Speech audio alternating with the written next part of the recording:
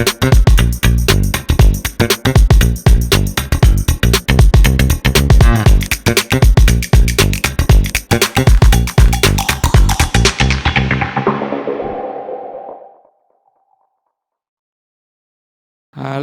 Apa kabar semuanya? Masih merdeka? Merdeka karena kita sudah dimerdekakan di dalam Kristus. Amin. Iya, jangan mau lagi dibelenggu oleh si iblis ya. Haleluya. Saudara, kita meneruskan seri khotbah kita diutus. Ya, kemanapun kita diutus, dimanapun waktunya kita melayani Tuhan karena kita dipanggil diutus. Amin. Haleluya, saudara, hari ini kita belajar dari Tuhan Yesus sendiri. Judul khotbah hari ini adalah Tuhan Yesus menunjukkan caranya bagaimana menginjili. Ya, secara supranatural dilakukan secara alami. Saudara, kalau kita belajar beberapa waktu yang lalu di awal pada seri khotbah ini, bahwa misi adalah misi penebusan, redemptif, yang itu dari Tuhan sendiri, bukan dari manusia, bukan dari gereja, bukan dari ICA. Ya, dari Tuhan sendiri, dari awal ketika Adam jatuh Tuhan sudah tahu dan Tuhan sudah ingin menebus setiap manusia. Jadi misi penebusan adalah misi Tuhan sendiri. Amin. Dan gereja ada ya, diadakan Tuhan untuk melakukan misi Tuhan. Bukan misi diadakan untuk gereja. Gereja ada untuk ikut serta dalam misi Tuhan. Bukan Tuhan mendirikan gereja kemudian dikatakan ini misinya. Tidak, misi Tuhan sudah dari dulu. Sebelum gereja dibangun, sebelum gereja ada.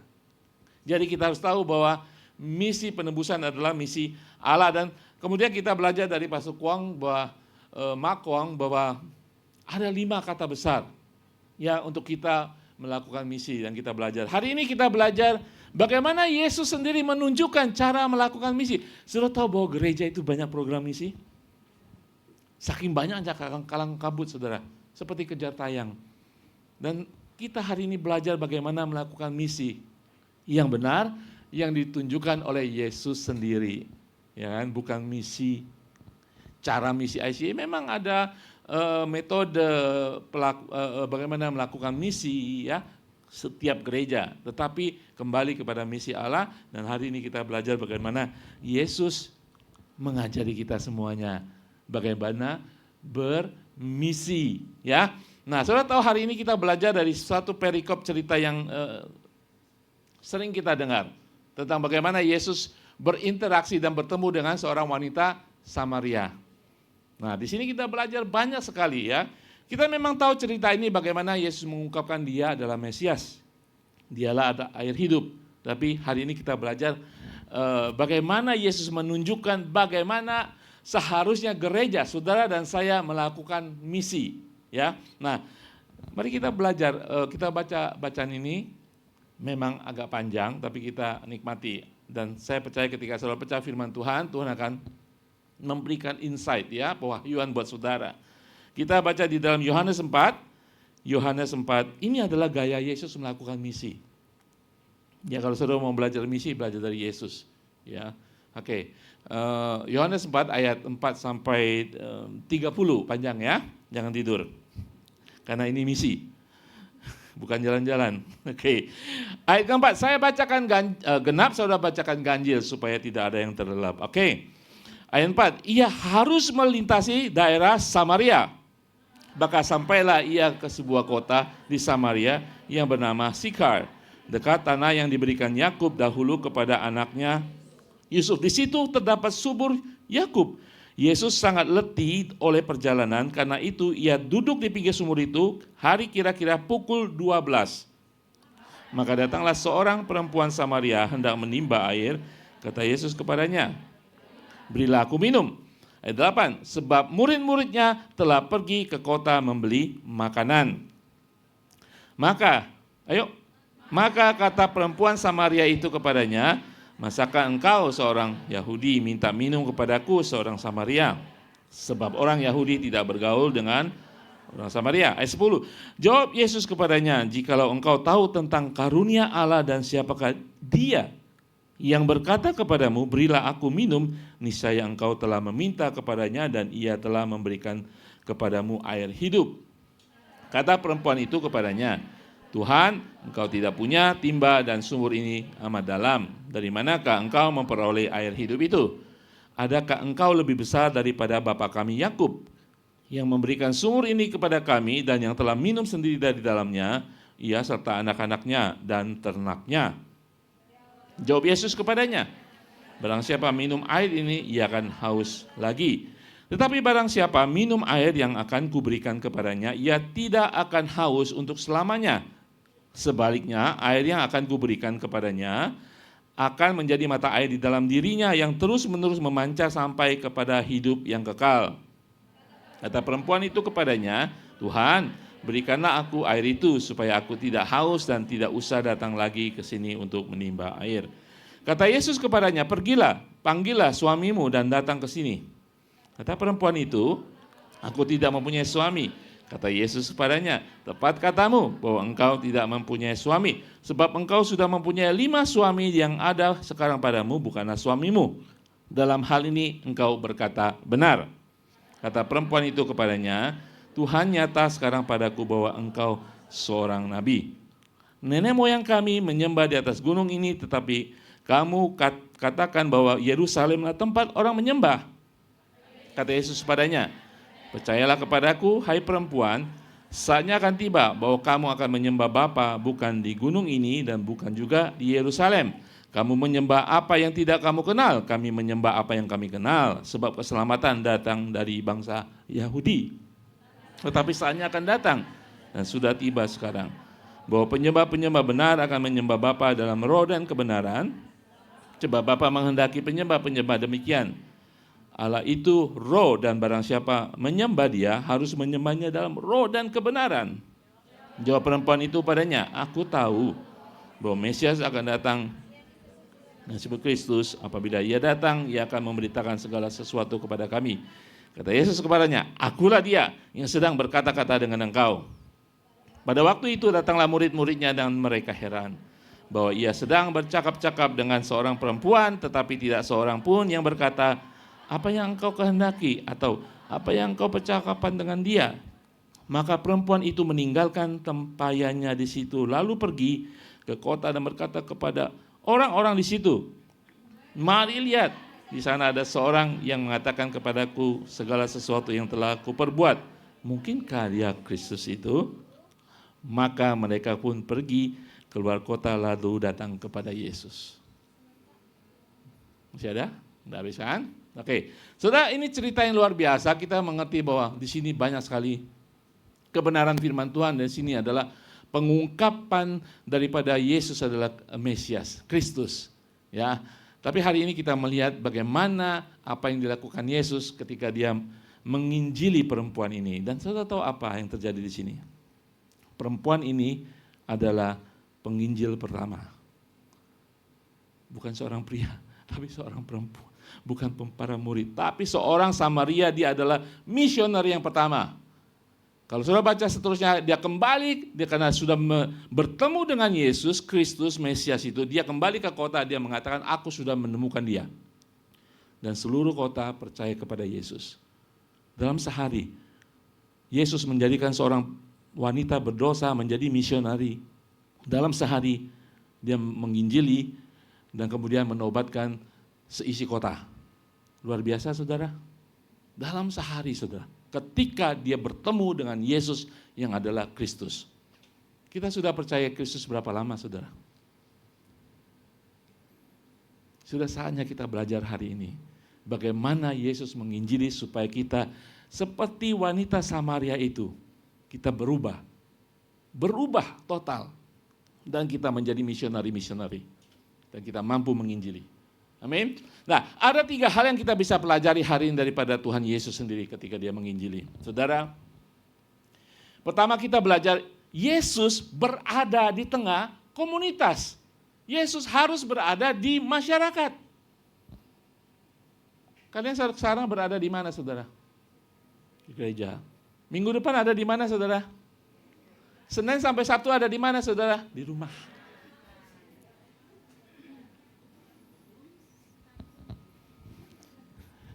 Yesus berada di tengah masyarakat. Hal pertama harus kita tahu bahwa Yesus tidak semata-mata di sinagog ngajar, belajar, makan, fellowship, kingdom group. Tidak, saudara. Dia bertemu dengan orang-orang. Dan di sini dia menunjukkan dia harus ada di masyarakat dan dia mengajar kepada kita, jangan di gereja terus. Pak Hari bilang jangan ke gereja, besok saya nggak ke gereja. Bukan itu maksudnya, nanti saya akan jelaskan. Sudah tahu bahwa Yesus harus berpergian seperti orang lain, saudara. Kita tahu dia rencana akan ke Galilea, tetapi harus melewati Samaria. Secara fisik, saudara, jalan kaki, saudara. Dia capek, ya.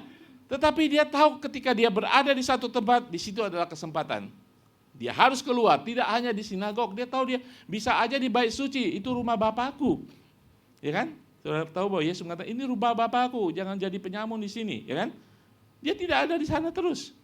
Dia harus berpergian dari satu tempat ke tempat lain bersama para murid. Dan di sini kita melihat dia berada di tengah-tengah komunitas. Dan kita akan melihat pada waktu itu dia sangat capek dan berjalan kemana-mana. Hal pertama kita perlu perhatikan bahwa kisah kita juga harus terjadi di masyarakat, bukan di gereja toh, saudara.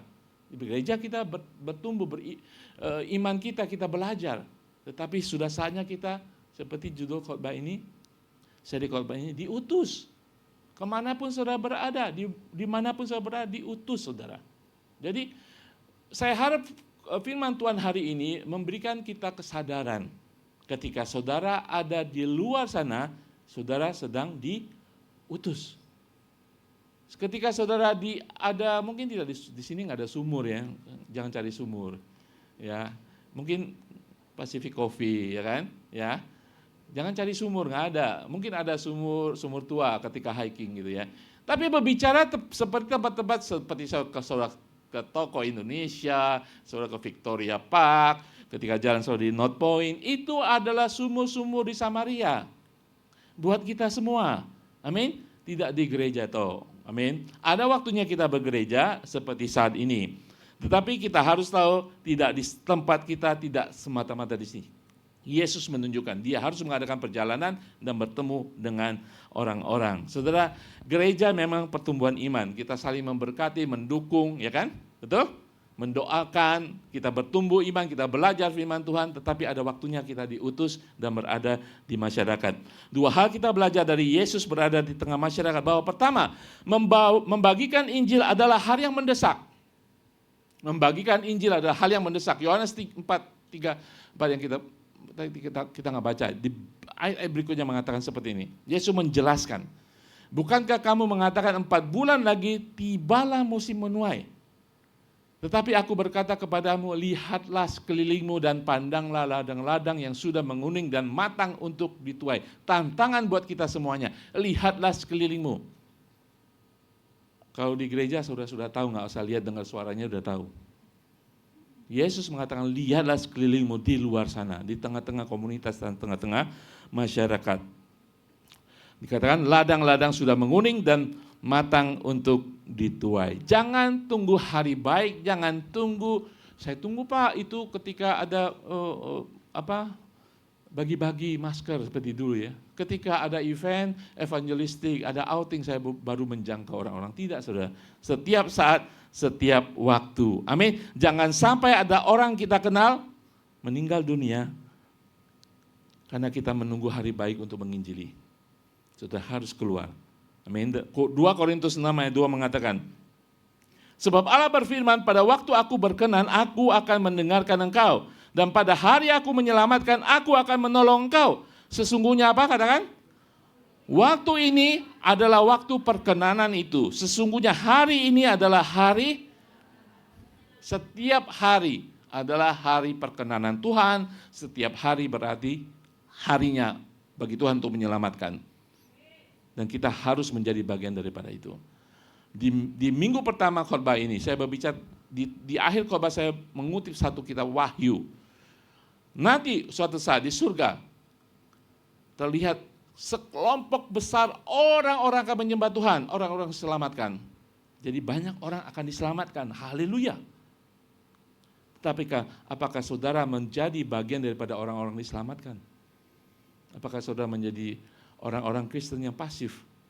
Saya melayani Pak, saya melayani dari depan sampai belakang Pak. Dari pagi sampai sore di gereja. Saudara kapan keluar saudara? Tuhan ingin saudara keluar. Yesus memberi contoh harus ada di masyarakat. Berada di masyarakat. Amin. Tidak hanya membagikan Injil adalah hal yang mendesak. Kedua, membagikan Injil menuntut ketidaknyamanan. Ya elah. Dikatakan ayat 4, dia harus melintasi Samaria. Saudara pernah melintasi, kalau bepergian di Indonesia melintasi kota, desa yang memusuhi desa saudara? Nggak nyaman kan? Yesus melewati daerah Samaria yang konotasinya adalah musuh, walaupun mereka saudara ipar gitu ya, saudara sepupu, tapi mereka adalah musuh saudara. Secara kultural, secara suku, mereka adalah musuh. Maka sampai dia sebuah kota Samaria bernama Sikar, dekat tanah yang diberikan Yakub dahulu kepada anaknya Yusuf. Di situ terdapat sumur Yakub. Yesus sangat apa? Sangat letih oleh perjalanannya. Karena itu ya duduk di pinggir, buka Facebook dan kemudian tertidur. Dia sangat letih saudara. Jalan kaki, saya sudah bilang jalan kaki. Saudara, satu saat saudara berada di tengah-tengah masyarakat, di komunitas, itu bukan suatu kebetulan. Ya, bukan suatu kebetulan. Bagi seorang Kristen dimanapun saudara berada, anytime, anywhere adalah saudara diutus. Ketika saudara seperti Yesus di tengah masyarakat, memang menginjili nggak enak ketika saudara capek, ketika saudara letih. Tapi Yesus melakukannya, kita sudah baca tadi. Ya kan? Dia melakukannya. Menginjili menuntut ketidaknyamanan. Ya, karena saudara, menginjili bukan hobi setiap orang.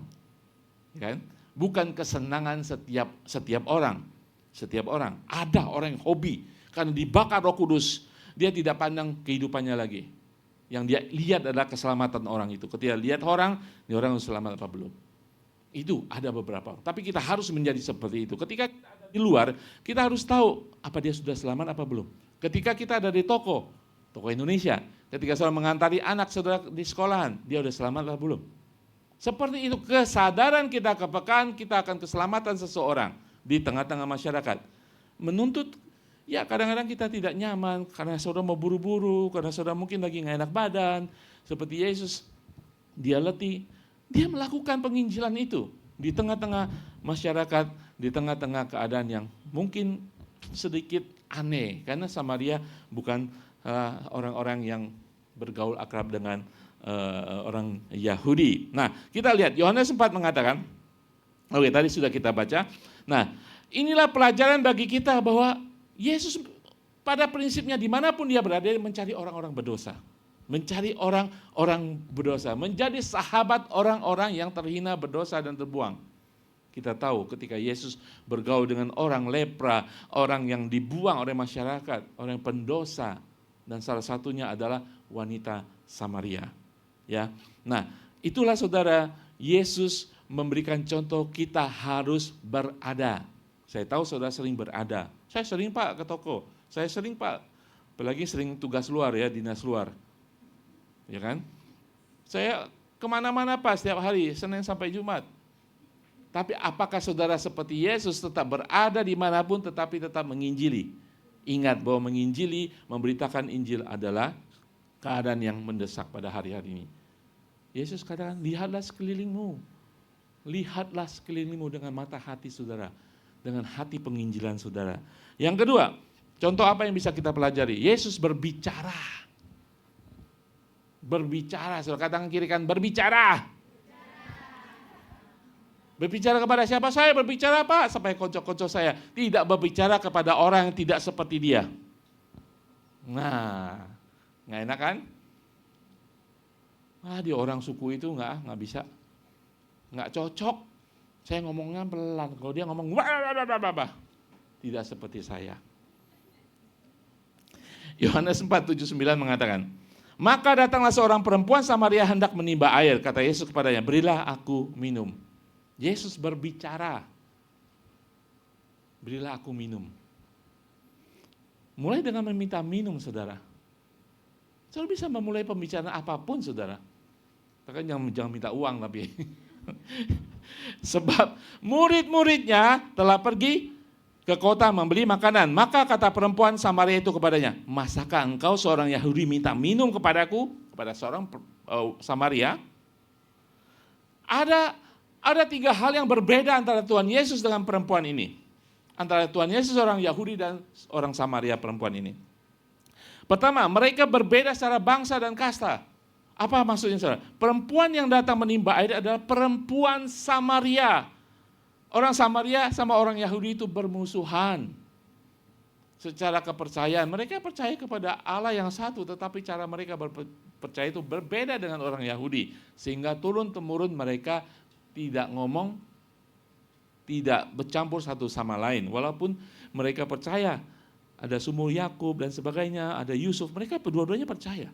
Tapi mereka tidak akur gitu ya. Nah, itu perbedaan pertama. Kedua, perbedaan adalah dia adalah seorang wanita. Secara moral, secara budaya, pada waktu itu seorang pria tidak berbicara kepada seorang wanita. Ya, kita harus tahu, sekarang sudah berbeda.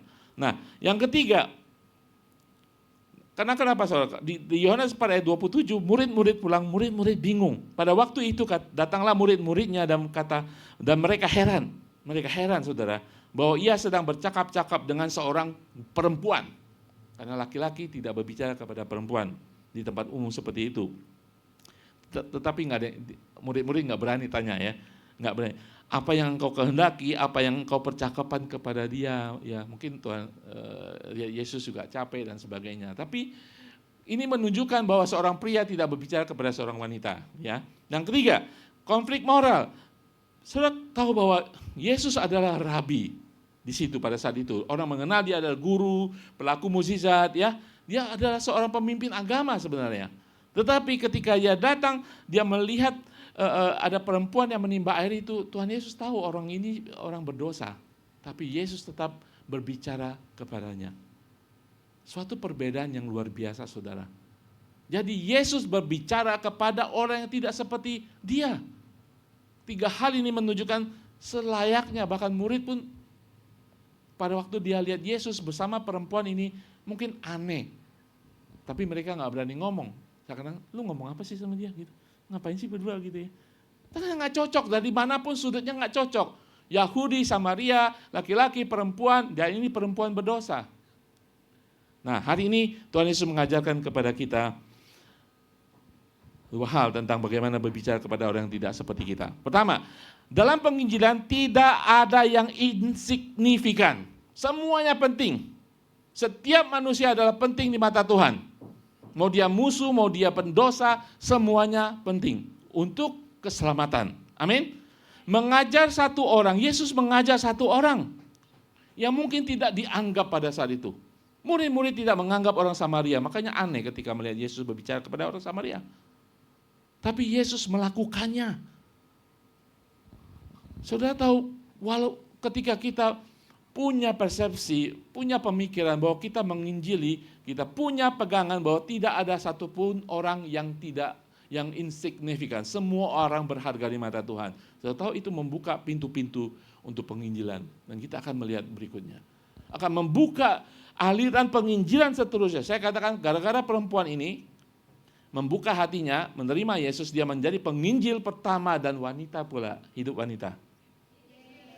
Dan dia menginjilin 1 kota. Saudara, kalau Yesus menganggap, dia perempuan Samaria, gue udah capek. Ya kan? Tidak ada yang insignifikan dalam penginjilan. Yesus menunjukkan, walaupun orang itu berbeda dari segala sudut. Samuel 16:7b mengatakan, sesungguhnya bukan yang dilihat manusia yang dilihat Allah. Manusia melihat apa yang di depan mata, tetapi Tuhan melihat hati. Karena hati Tuhan melihat orang-orang untuk diselamatkan. Jadi seburuk apapun seorang di mata dunia, di mata kita, bahkan mungkin mereka orang paling hina, orang yang rendah, bersalah, mereka tetap berharga di mata Tuhan. Tidak ada yang insignifikan, saudara. Semuanya penting di mata Tuhan. Bukankah Tuhan Yesus datang untuk mencari mereka yang tersesat? Ya kan? Yang berdosa. Betul, saudara ya? Nah, saudara, mari kita ubah cara pandang kita. Bahwa semua berharga di mata Tuhan, bahwa Tuhan ingin menyelamatkan semua orang. Di kitab Wahyu semua banyak, sebagian besar orang berkumpul di tata suci. Berarti banyak orang di muka bumi ini, yang 8 miliar pada saat ini akan diselamatkan. Mari saudara dan saya, hari ini kita meneladani Tuhan Yesus dan dipakai oleh Tuhan. Kita harus berada di masyarakat, kita harus berbicara. Amin. Yang kedua kita belajar bagaimana kita berbicara, bahwa dalam penginjilan setiap saat adalah kesempatan. Jangan tunggu-tunggu. Setiap kesempatan, setiap saat, setiap waktu, setiap momen adalah kesempatan untuk penginjilan. Di ayat 35 mengatakan, Tuhan Yesus menantang mereka, lihatlah sekelilingmu. Lihatlah sekelilingmu. Mari kita buka mata hati kita, mata penginjilan kita, dimanapun kita berada. Mulai dari tempat kita tinggal, saudara. Di gedung saudara tinggal. Saya yakin nggak mereka sudah diselamatkan? Saya percaya, saya bersyukur banyak teman-teman sudah menginjili teman-teman segedung gitu ya. Satu tempat tinggal, sudah berdoa bagi mereka ya. Jangan putus asa, tetap mendoakan. Tetapi sudah saatnya saudara berbicara. Tuhan akan memberikan hikmat bagaimana saudara berbicara, apapun topiknya. Amin, saudara? Amin, haleluya. Jadi buka mata hati, mata roh saudara terhadap peluang di sekitar saudara. Amin. Dan Tuhan akan membuka kesempatan bagi kita semuanya. Nah, sekarang saudara perhatikan. Tuhan Yesus mengajarkan sesuatu yang luar biasa di sini, saudara. Walaupun seorang Samaria itu berbeda, Tuhan Yesus bertemu dengan berapa orang? 1 orang. Setiap saat adalah kesempatan. Para murid turun ke kota, mungkin ke kota Sikar juga, bertemu banyak orang kan, membeli makanan, buat orang rombongan daripada Tuhan Yesus bertemu, kamu beli minum, kamu beli casiu di sana, enggak ada casiu sana, enggak boleh makan casiu, kamu beli ini, jadi para murid turun semuanya, karena Yesus sendirian di atas.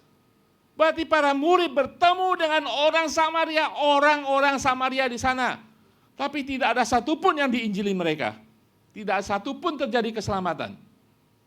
Yesus menginjili 1 orang, 1 kota diselamatkan. Mereka bertemu sekota, tidak ada satupun diselamatkan. Saudara, mulai berbicara.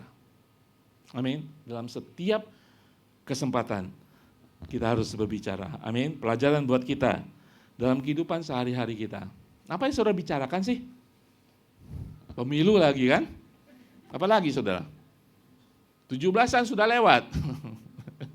Apa yang saudara bicarakan sehari-hari kepada orang-orang yang belum mengenal Tuhan Yesus? Yang saudara ketemuin di pasar, di komunitas kita saudara. Apa yang saudara bicarakan? Saudara tadi membaca firman Tuhan, Tuhan Yesus berbicara tentang air hidup.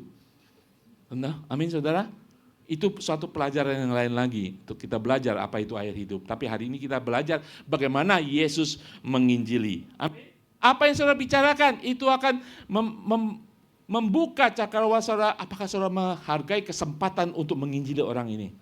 Saudara tidak tahu saudara, kapan orang itu akan dipanggil Tuhan. Saudara tidak tahu kapan saudara dipanggil Tuhan. Jangan menunggu hari baik.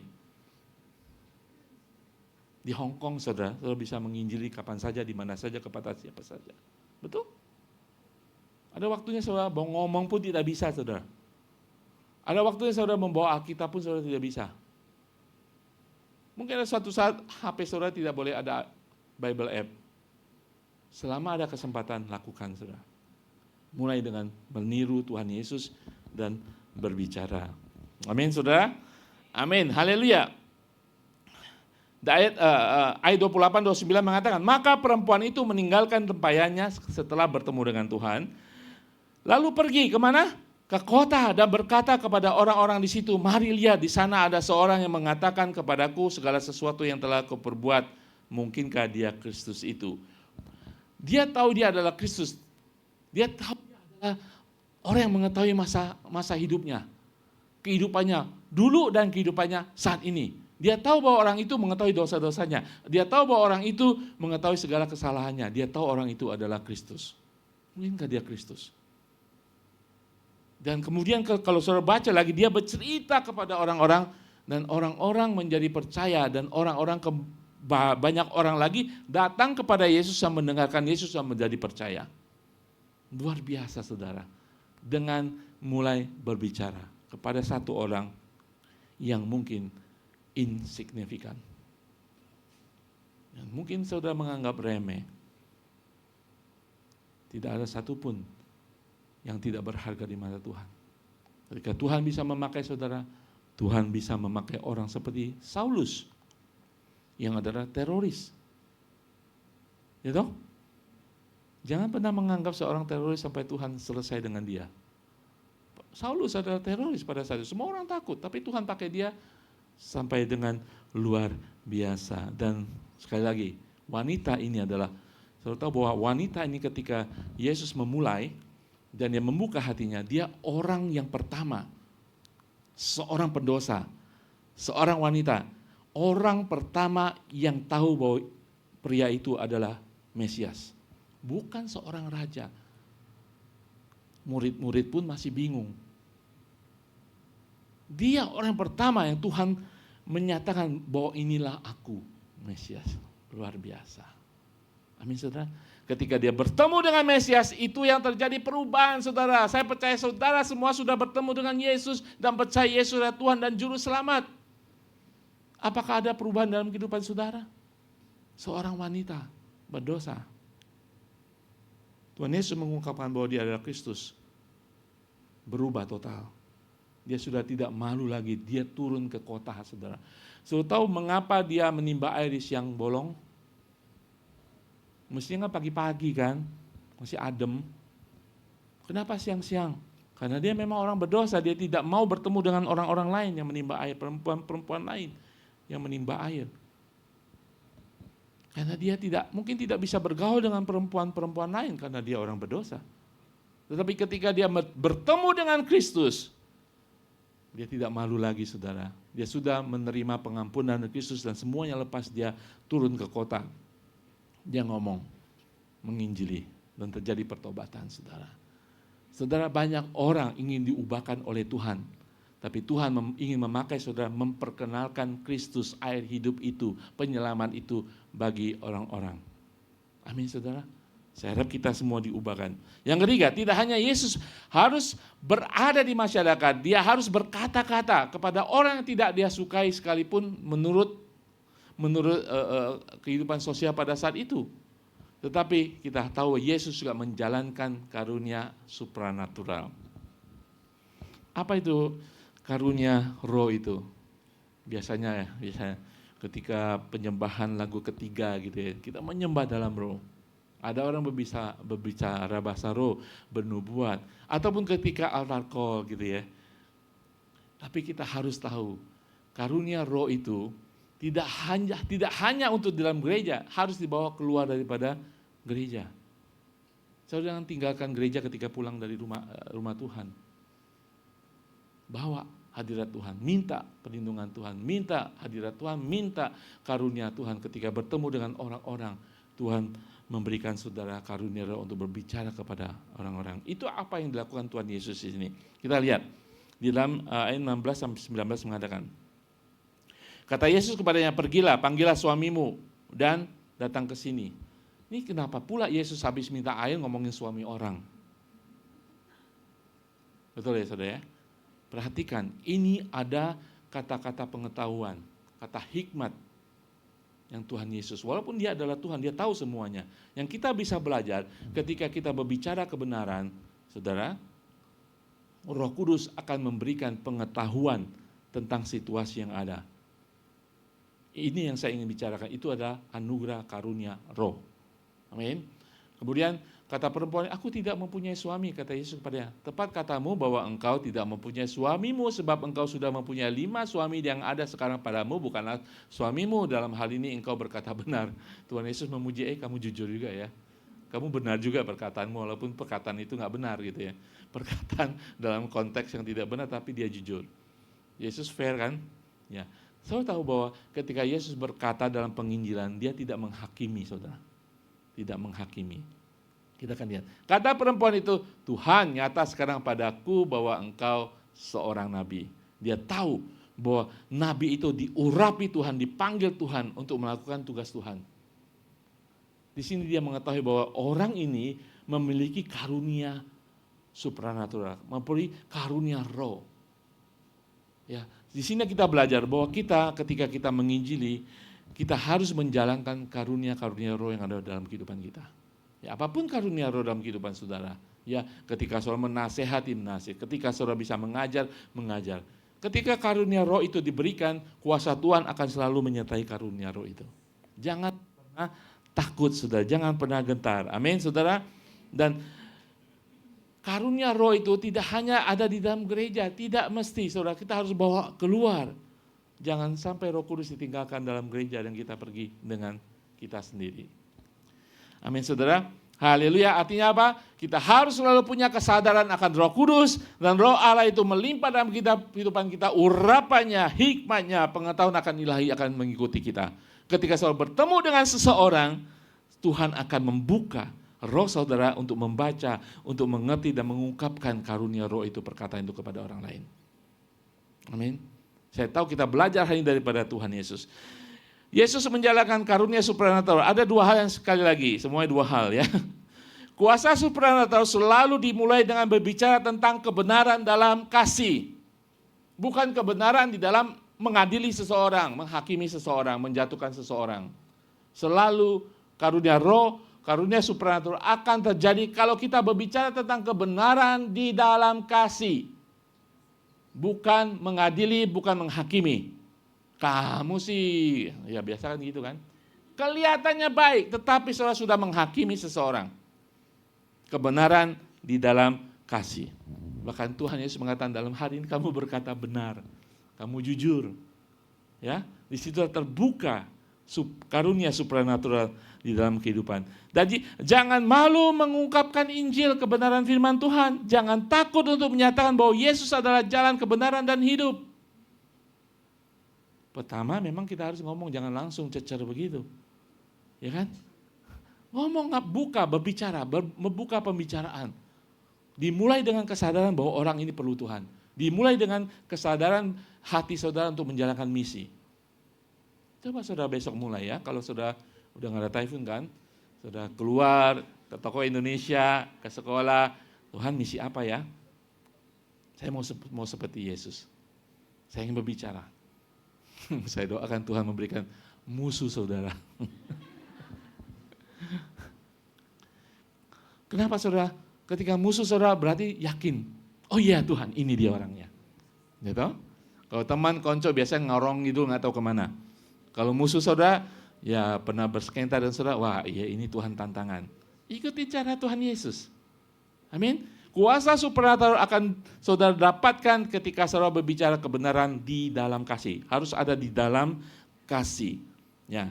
Di ayat 13 mengatakan sebab Yesus, jawab Yesus kepadanya, barang siapa minum air ini, ia akan haus lagi. Tetapi barang siapa minum air yang kuberikan kepadanya, ia tidak akan haus untuk selama-lamanya. Sebaliknya air yang akan kuberikan kepadanya akan menjadi mata air dalam dirinya yang terus menerus memancar sampai kepada hidup yang kekal. Kata perempuan itu kepadanya, Tuhan. Tadi dia katakan, engkau nabi.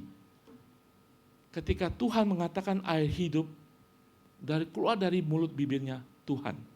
Saudara harus perhatikan, itu berbeda sama sekali. Antara seorang nabi, seorang guru, seorang rabi, dia mengatakan Tuhan. Dalam hatinya dia sudah percaya, dia ini tidak nabi lagi, dia adalah Tuhan. Berbicara sesuatu yang supranatural yang meyakinkan dia perlu air kehidupan. Tuhan, berikanlah aku air itu supaya aku tidak haus dan tidak usah datang lagi ke sini untuk menimba air. Walaupun dia hanya mengerti itu hanya air biasa. Tetapi dia mengerti ada perubahan dalam hidupnya, ini adalah Tuhan. Supranatural saudara. Jangan pernah malu lagi. Kita melakukan hal-hal yang alami, berbicara, memulai pembicaraan, tetapi Tuhan akan meneruskan dengan hal-hal yang supranatural. Kalau hati kita benar, hati misi untuk memperkenalkan Kristus. Amin. Kuasa supranatural berlanjut tidak hanya dimulai dengan berbicara kebenaran firman Tuhan, tetapi berlanjut bukan dengan perkataan kita lagi, tetapi perkataan Tuhan Yesus. Saudara lihat di dalam ayat 39, 42 mengatakan, dan banyak orang Samaria dari kota itu menjadi percaya kepada Yesus karena perkataan perempuan itu yang bersaksi, ia mengatakan kepadaku segala sesuatu yang telah kuperbuat. Itu saja. Kalimat ini saudara, malu-maluin saudara. Artinya apa? Perempuan itu mengatakan, orang itu mengatakan dosa-dosa saya loh. Masa dia tahu suami saya 5 dulu? Intinya kan begitu kan? Betul nggak? Kira-kira begitu kan? Ia mengatakan kepadaku segala sesuatu yang telah kuperbuat kepada orang banyak, dan orang banyak percaya, menjadi percaya kepada Yesus. Suatu penginjilan yang agak aneh ya. Itu namanya kesaksian yang membawa keselamatan bagi orang. Kesaksian bahwa Yesus mengetahui segala kehidupanku. Pertama, itu membawa kesaksian yang menyelamatkan. Kedua, sudah membawa orang itu lepas, merdeka, bebas dari belenggu kemaluannya, belenggu segala keterikatan masa lalunya. Amin. Ketika orang-orang Samaria itu sampai kepada Yesus, mereka, nah ini lagi, perhatikan apa judul, Yesus menjalankan kasih karunia, kuasa supernatural berlanjut bukan dengan perkataan kita lagi, tetapi perkataan Yesus. Ya, ketika orang-orang Samaria itu sampai kepada Yesus, mereka meminta kepadanya supaya tinggal pada mereka, dan ia pun tinggal di situ 2 hari lamanya. Tadinya Yesus mesti kemana? Ke Galilea. Ngerti? Ke Galilea ada tujuan, ada rencana saudara. Ini harus delay 2 hari. Harus delay 2 hari. Rencana, tujuan, planningnya sedikit kacau. Ketidaknyamanan, poin yang dulu tadi kita bicarakan. 2 hari lamanya, dan lebih banyak lagi orang menjadi percaya karena perkataan Yesus. Bukan lagi perkataan wanita itu. Perkataan wanita mendatangkan banyak orang percaya. Tetapi selama 2 hari, perkataan Yesus menyelamatkan banyak orang. Dan mereka berkata kepada perempuan itu, kami percaya, tetapi bukan lagi karena apa yang kau katakan. Sebab kami sendiri telah mendengar dia dan kami tahu bahwa dialah benar-benar juru selamat dunia. Tidak hanya Mesias dibukakan kepada seorang wanita yang hina berdosa, tetapi terbuka bagi orang-orang di kota Samaria, satu kota yang mengenal Yesus sebagai juru selamat dunia. Saudara, itu ya teladan yang harus kita dapatkan dari Tuhan Yesus. Bergereja, melayani, oke, waktunya kita keluar. Waktunya kita bersusah-susah. Waktunya kita menjadi tidak nyaman. Waktunya kita dirubah rencana kita. Ada satu misi rencana Tuhan lebih dahsyat dalam kehidupan kita. Amin. Ya, kita punya rencana, Tuhan mengendaki kita sukses, kita membangun rumah tangga dan sebagainya. Tetapi ada satu rencana Tuhan. Karena saudara dan saya sudah diselamatkan, kita sudah ada di tim penyelamatan daripada Tuhan Yesus, kita mau dipakai, mau diutus. Hari ini kita belajar tentang Yesus ada Tuhan dan Juru Selamat, kita semua sudah tahu. Tetapi hari ini kita belajar bagaimana Yesus melayani, bagaimana Yesus menginjili dari Yesus sendiri. Amin. Saudara tahu ketika para murid datang, mereka menemukan Yesus sudah tidak letih lagi, saudara, bersemangat, bahkan mau merubah rencananya. Kenapa, saudara? Karena dari Yesus sudah mengalir air kehidupan. Amin, saudara. Tuhan Yesus tidak pernah capek, saudara. Minta dia, mohon dia, kekuatan baru, penginjilan baru, dia akan bersedia, dia akan senang sekali. Amin. Di dalam ayat terakhir saya katakan, Yohanes 4 ayat 34, kata Yesus kepada mereka, makananku ialah melakukan kehendak dia yang mengutus aku dan menyelesaikan pekerjaannya. Karena mereka melihat Yesus seperti sudah segar, bugar, gak lapar lagi. Yesus mengatakan, makananku yang membuat aku segar secara jasmani adalah melakukan kehendak dia yang mengutus aku dan menyelesaikan pekerjaannya. Itulah Tuhan kita. Mari kita meneladani Tuhan kita dalam bermisi. Saya tahu gereja punya misi, gereja punya program. Kembali saudara, luar sana adalah misi saudara. Di dalam lingkungan gedung kompleks saudara adalah ladang misi saudara. Lihatlah sekeliling. Miliki hati misi. Buka mata misi saudara. Amin. Minta Roh Kudus untuk mencelikan, Roh Kudus menyadarkan, Roh Kudus membawa kepekaan kepada saudara. Saya tantang saudara hari ini, besok, berada di tengah-tengah komunitas, berbicara. Biarkan Roh Kudus memimpin saudara, dan saya percaya kuasa Roh Kudus akan memampukan saudara. Sekalipun saudara memulai pembicaraan, beli tempe ya Mbak. Tapi saudara harus mulai dengan berbicara. Amin. Dan kemudian Roh Kudus akan melancarkan pikiran dan percakapan saudara. Amin. Roh Kudus akan memberikan hikmat buat saudara. Amin saudara. Tapi saudara harus tersedia dan bersedia. Hari ini kita belajar teladan daripada Tuhan Yesus. Katakan kiri kanan, ikuti teladan Yesus.